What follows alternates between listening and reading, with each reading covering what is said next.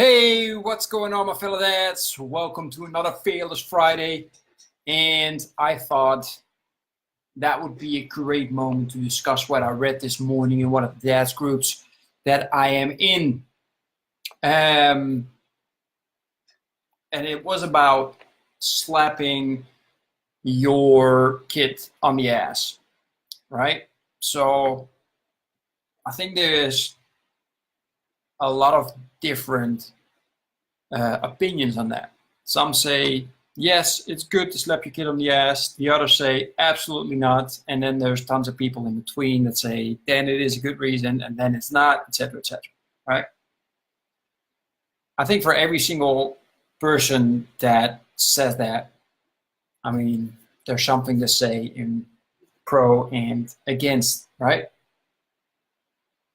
In this conversation, however, and I will get back to, hitting your kid on the ass or not, and what my view is on it. However, in this case, the guy was mentioning that the daycare that they were bringing their child to, I think the kid was like 2, they were teaching it how to be body trained, and the kid was being slapped on the ass by one of the people from the daycare. And that, for me, struck me in awe, all right? So let's be absolutely clear that, in my opinion, there will be nobody hitting my kids, right? It is absolute. I was dumbstruck that the guy was actually asking for advice on what should I do. It's like, that's like a no-brainer. That's like bringing any single entity into the issues, talking to every single person that has some sort of power to nip that in the bud real fast. Especially because they found out that it wasn't the only time. And that the person that was taking care of the kids was actually saying to the kids, like, you have to behave, because if not, I'm going to spank you in the ass. It's like, what? Wow. That's just terrorizing your kids. So that said, if you notice that at school or whatever, because I heard another mom yesterday on the playground talking to one of the children, asking them about how are you getting punished, right? If they misbehave, how are they getting punished? And they were actually putting in the corner. They're putting against the wall to look at a door, stuff like that sometimes as well, depending on how they behave. I was like, what? That's like we're going back to the Stone Age, right? And I saw another great post that was saying, you don't discipline your kids that way. We discipline our kids by teaching them things, right? That makes absolute sense. So that said, slapping your own kid, right? Now, it's a very difficult subject. Again, some people do, some people don't, right? Now, some people say, look, my parents slapped me on my ass and look how I turned out. I turned out great. Like I needed that correction sometimes, right? So I think with my oldest one, I slapped him once on the ass because he crossed the street without looking, and I was so upset and afraid that he could have gotten really hurt that I slapped him on the ass to give my message that I was teaching to him extra power, right? That was my thought. Now, with all the knowledge that I have now, would I have done it again? Probably not. Probably not. Because I know now that if they're in that kind of state, they probably won't take in the message anyway. So, but, as I said, and I've said many times, as fathers, we make mistakes. We make many mistakes. And then you apologize. You explain it to your son or your daughter, right? Why you did it, and that you never should do it again. And with my youngest one, he's been hitting, beating, kicking, biting a lot lately, and lately, actually now it's going a lot better, but before that he was doing it a lot.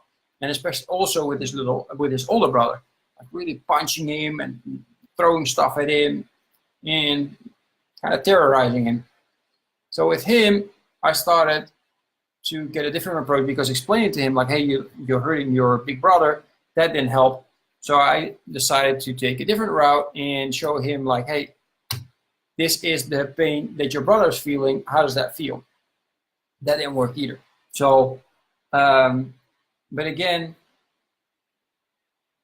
I don't see it as a failure or I've been bad or I made a mistake there. That's just a process of trying to discover, okay, what's helping with this kid to make sure that he doesn't do it. That wasn't helping, so now we're taking a different approach, right? I can repeat it again and again, but there's so many different thoughts on if it is or if it isn't. My parents never slapped me, ever, right? My mom got close. She got really, really, really upset with me, but she never did. She walked away. My dad hit me once, but that was because I hit him and he hit me, and he felt really bad about that. And it's still in my head, but it was a great lesson that I was taught: do not hit your father. So again, it all has pros and cons. I think the biggest thing is if somebody ever shares with you about, hey, I hit my kid or I have slapped my kid, do not in any circumstances judge them. Like what I've seen as well on that post is like, nobody should ever hit their kids. Fine, that is your opinion.